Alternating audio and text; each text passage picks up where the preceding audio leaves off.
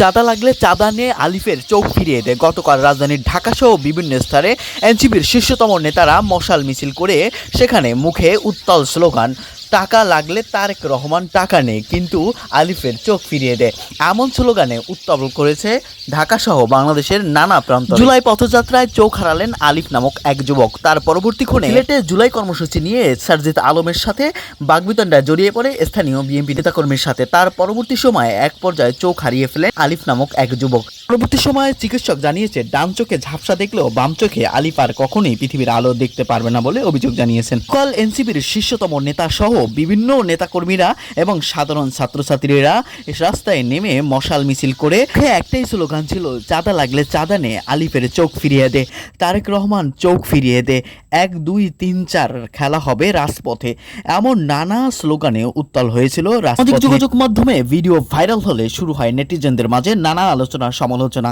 কেউ কেউ বলেন বিএনপি নিয়ে ষড়যন্ত্র চলছে এবং এই ষড়যন্ত্রের পিছনে এনসিপি মনে হয় দায়ী।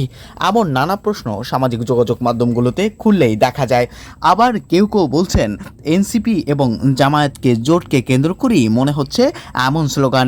বিস্তারিত বিশ্লেষকরা মনে করেন তাদের বিভিন্ন রকমের নেতিবাচক এবং ইতিবাচক বিভিন্ন কারণ থাকলেও তবে আলিফের বিষয়ের ঘটনাটি তার থেকে ভিন্ন। তবে বিশেষ করে বিশেষ রাজনৈতিক বিশ্লেষকরা মনে করেন রাজনীতিকে কেন্দ্র করে শিক্ষার্থীদের তাদের মধ্যে টেনে আনা কখনোই কাম্য নয়। এটা কখনোই রাজনীতির জন্য ভালো কিছু বয়ে আসবে না। সচেতনতা দরকার।